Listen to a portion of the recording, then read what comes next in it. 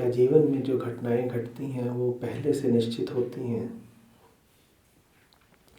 और अगर वो पहले से निश्चित हैं तो क्या उन्हें अपने कर्मों के द्वारा बदला जा सकता है? क्या हम सब परमात्मा की कठपुतली हैं और जाने अनजाने नाचना पड़ता है? घटनाएं होती ही नहीं, जिन्हें आप घटना बोलते हो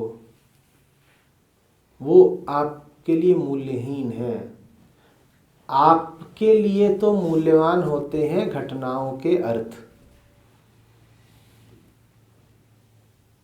अर्थ याद रखते हो, घटना थोड़े ही। और जिस घटना को अर्थपूर्ण नहीं जानते उसे याद भी रखते हो क्या? सुबह से घटी कितनी घटनाओं को याद रखा है? सुबह से आज जो कुछ घटित हुआ सब याद है क्या? सब याद है। बोलो, वही याद है ना जो अर्थपूर्ण लगा। और किसके संदर्भ में अर्थपूर्ण लगा? अपने संदर्भ में। तुम घटनाओं को नहीं याद रखते, तुम खुद को याद रखते हो। जो तुम्हें लगता है कि तुम्हारे संदर्भ में प्रासंगिक है वो तुम्हारी स्मृति में जमकर बैठ जाता है, बाकी सब विलुप्त हो जाता है। कुछ होगा जिसका तुम्हारे अहंकार से कुछ नाता होगा तो 20 साल तक याद रहेगा, और बाकी सब कुछ याद रहना तो दूर, दिखाई भी नहीं देता। बाजार से गुजरते हो, क्या वहां सब कुछ दिखाई देता है तुम्हें? कुछ तो ऐसा होता है जिसकी ओर नजर भी नहीं करते, और बहुत कुछ ऐसा होता है जिस पर नजर पड़ती भी है तो भी वो तुम्हारी स्मृति में अंकित नहीं होता। क्यों? क्योंकि वो तुम्हारे लिए अर्थपूर्ण नहीं होता। इस अर्थ का क्या अर्थ है?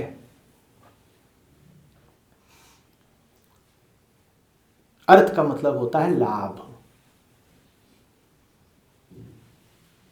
उद्देश्य।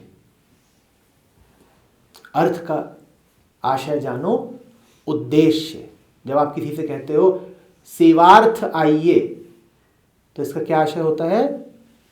सेवा आपके आने का उद्देश्य होना चाहिए।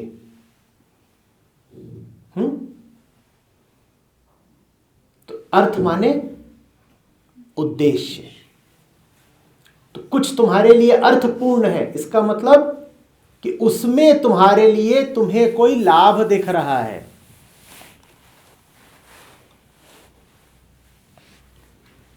घटनाओं को समझना।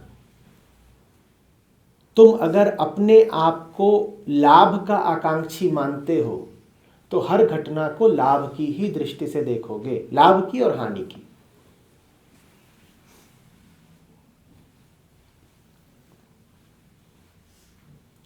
सूरज उदित हुआ,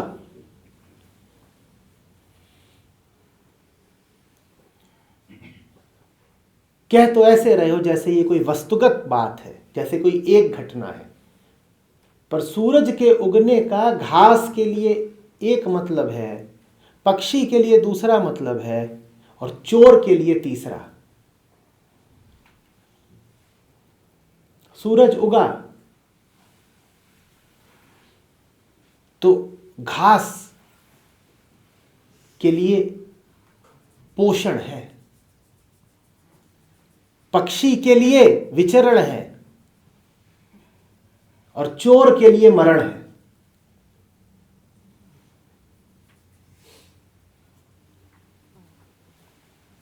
समझ रहे हो बात को?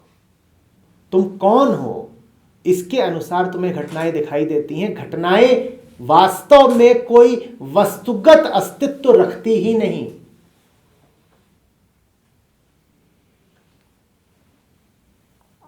मैं यहां तुम्हारे सामने हूं, ये कोई एक घटना है क्या?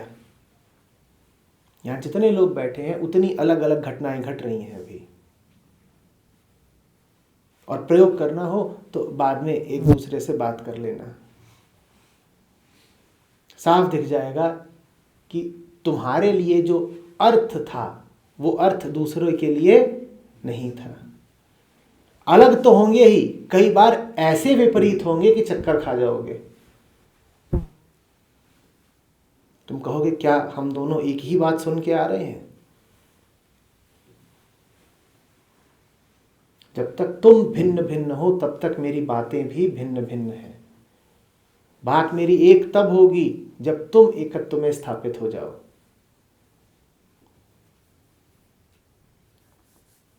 अब पूछते हैं कि क्या जीवन में घटने वाली घटनाएं पहले से निश्चित होती हैं? भूत और भविष्य घटनाओं का निर्धारण करते हैं, घटनाएं भूत और भविष्य का निर्धारण नहीं करती। तुम्हारा जैसा अतीत रहा है उसके अनुसार तुम घटनाओं में रंग भरते हो। घटनाएं इस अर्थ में पहले से निश्चित होती हैं बस।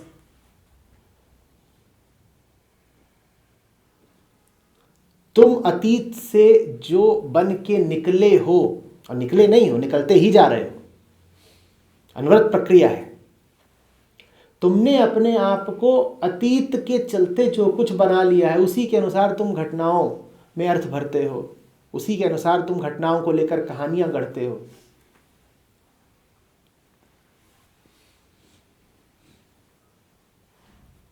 तुम्हारे मन में जो नमूना है वो ऐसा है कि जैसे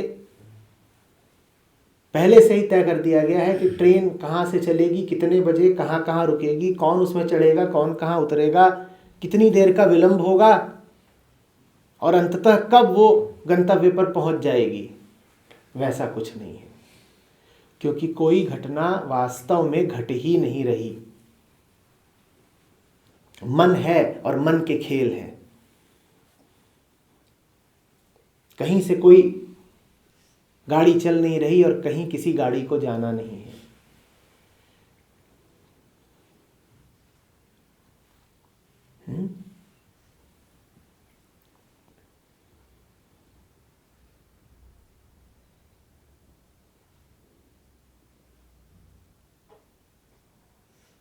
जब ठहर जाओ ऐसे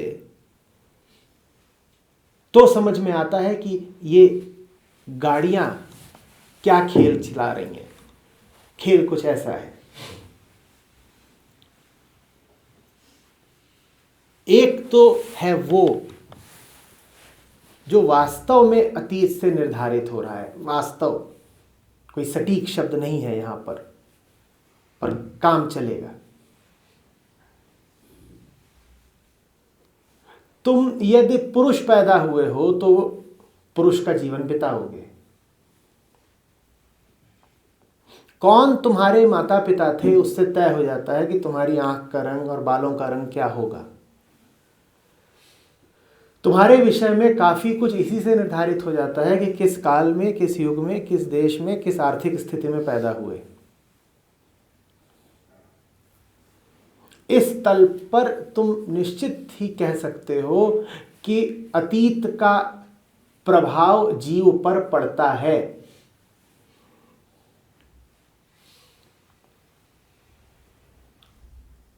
पर कुछ और होता है जिस पर समय का प्रभाव नहीं पड़ता, जो इस पर बिल्कुल आश्रित नहीं होता कि लिंग क्या है तुम्हारा, देश क्या है तुम्हारा, इत्यादि इत्यादि। यहाँ पीछे जो आप चित्र देख रहे हैं उन सब की आर्थिक स्थितियां भी अलग थीं, अतीत अलग थे, देश काल समय सब अलग थे। उनकी परिपाटी, परंपरा, धार्मिक पृष्ठभूमि सब अलग अलग थी, लेकिन फिर भी उन्हें उपलब्ध हुआ कुछ ऐसा जो अलग अलग नहीं कहा जा सकता। बुद्ध राजा हैं, रैदास रंक हैं,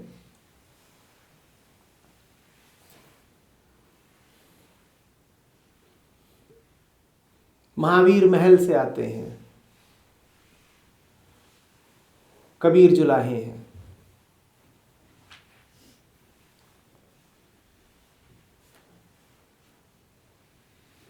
बुद्ध उसका त्याग करते हैं जो उन्हें समय ने दिया,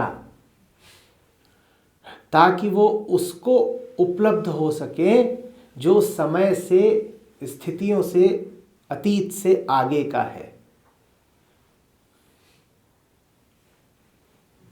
तो अगर तुम जुड़े हुए हो सिर्फ उससे जो समय के कारण तुमको मिला है, तो निश्चित रूप से फिर घटनाओं को संसार और समय ही निर्धारित कर रहे हैं। पर अगर तुम जी रहे हो उसमें जो समय से आगे का है, संयोग से आगे का है, तो फिर तुम्हारी स्थिति को न कोई अतीत प्रभावित कर रहा है, न कोई घटना। तुम पर निर्भर करता है कि तुमने अपने आप को बना क्या रखा है।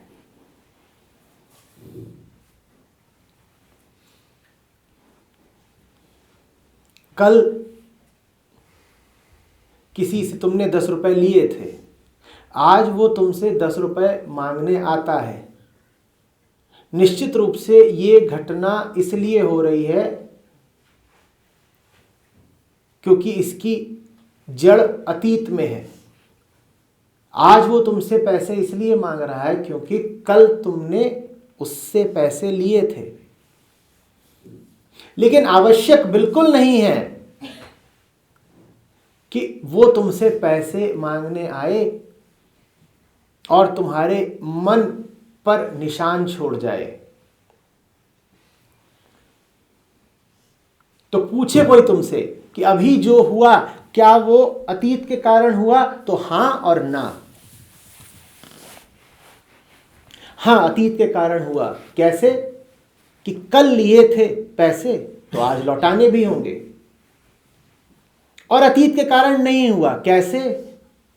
शांति मुझे कोई अतीत से थोड़े ही मिली थी। शांत मैं था उधारी चुकाने से पहले भी, और शांत मैं हूं उधारी चुकाने के बाद भी। घट गई घटना और मुझ पर कोई असर छोड़ के नहीं गई, मेरे लिए अर्थपूर्ण नहीं थी।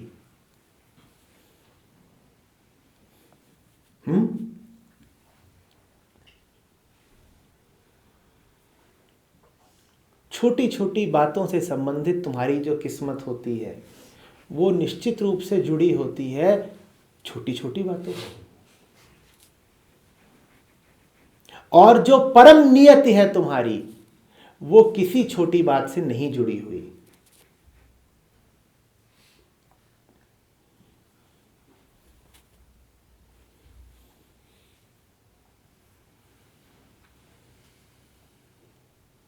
समझ रहे हो? छोटे बने रहोगे तो हर छोटी चीज तुम्हारी किस्मत का निर्धारण करती रहेगी, तुम्हारी किस्मत बदलती रहेगी। और अपने छुटपन को त्याग दोगे तो कोई नहीं है तुम्हारी किस्मत का नियंता, कोई नहीं है तुम्हारा माई बाप, फिर बस एक ही बाप है।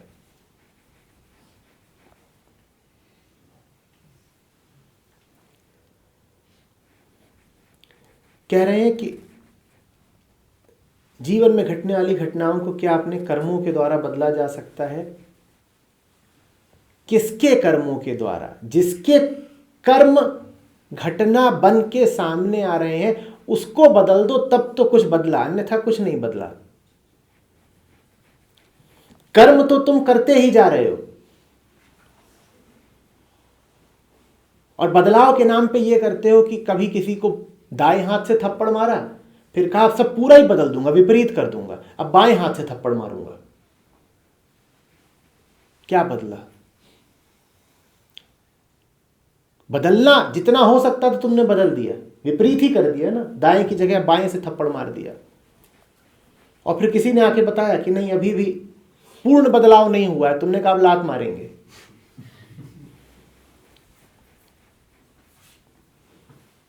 क्या बदल दिया? करता तो नहीं बदला ना, वो हिंसक था और आज भी हिंसक है। सारा बदलाव सतही था। तुम कह रहे हो क्या अपने कर्मों के द्वारा बदला जा सकता है? अपने को बदल दो तो बदला जा सकता है, कर्म बदलने से काम नहीं चलेगा। कर्म तो बहुत ऊपर ऊपर की बात है। तुम बदलो तो जरूर किस्मत बदल सकती है। किस्मत के बदलने से आशय क्या है? किस्मत के बदलने से आशय है किस्मत से आजादी। जब तक तुम किस्मत के गुलाम हो तब तक किस्मतें बदलती रहे, गुलामी तो नहीं बदली ना।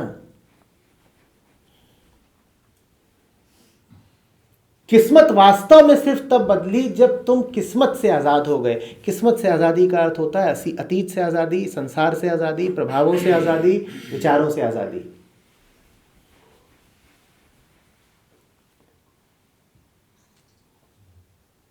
नए कर्म मत करने लग जाना। तुम क्या कर्म करे जा रहे हो इस पर जरा गौर करना। इससे कर्ता बदलता है। तुम किन कर्मों में फिलहाल रत हो इस पर जरा गौर करो।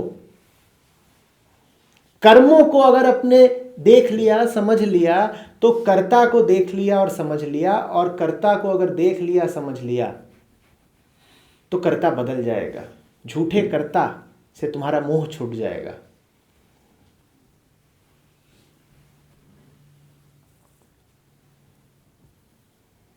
बेहतर भविष्य के लिए और कर्म मत करने लग जाना। बेहतर भविष्य के लिए जिन कर्मों को करे ही जा रहे हो उनके प्रति जागरूक हो जाना।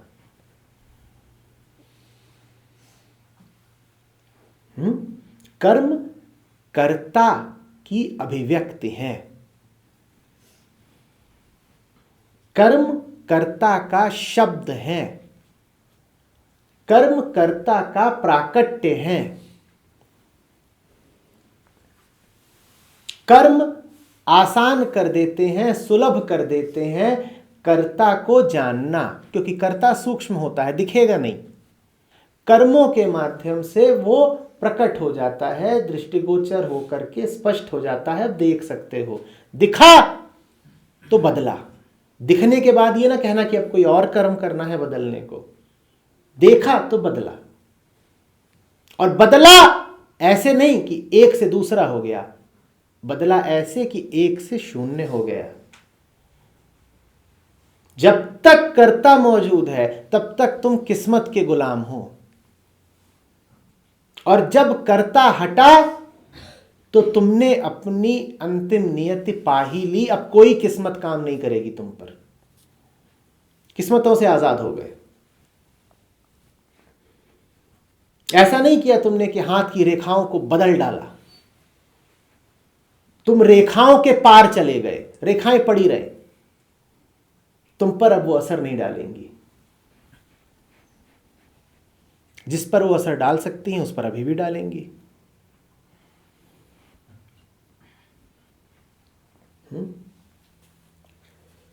क्या हम सब परमात्मा की कठपुतली हैं?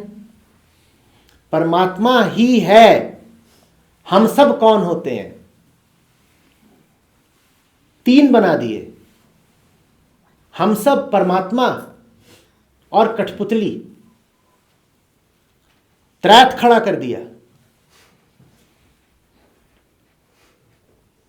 परमात्मा मात्र है। और तुम जब तक अपने आप को हम सब इत्यादि कह रहे हो तब तक कठपुतली रहोगे, परमात्मा की नहीं, माया की।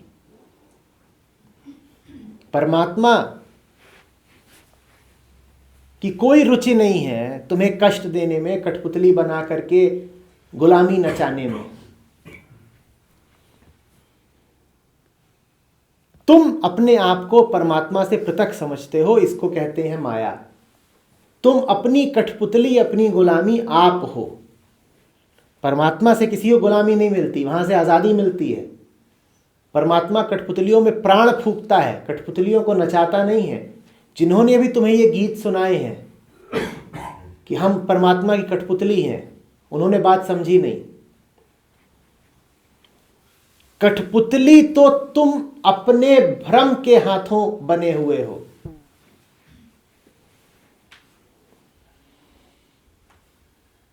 और जब अपने भ्रम से तुम्हारा भरोसा उठ जाता है तो कठपुतली स्वयं परमात्मा हो जाती है। इसे आजादी कहते हैं। तुम चल रहे हो, तुम्हारी डोर किसके हाथ में है? परमात्मा के हाथ में है क्या? कौन कौन है यहां पे जिसने अपनी डोर परमात्मा को सौंप रखी है? कठपुतली की डोर किसी के तो हाथ में होती है।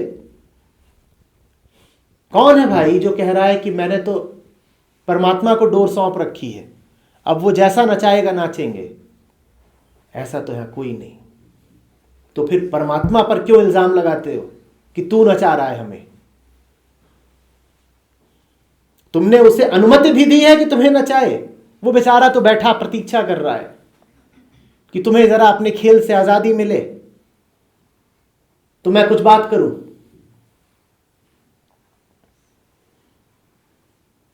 तुम्हारी डोर परमात्मा के नहीं हाथ में है, तुम्हारे अपने भ्रम के हाथ में है। हां, जब अपने भ्रम के हाथों नाचते हो और चोट लग जाती है तो चिल्लाते हो, अरे परमात्मा तूने क्या किया? उसे ताज्जुब होता है, कहता है मैंने किया कहां? तू कुछ करने देता नहीं। नीचे तू नाच रहा है, थोड़ा ऊपर तू ही बैठ के अपने आप को नचा रहा है, और फिर कहता है भगवान तुमने क्या किया?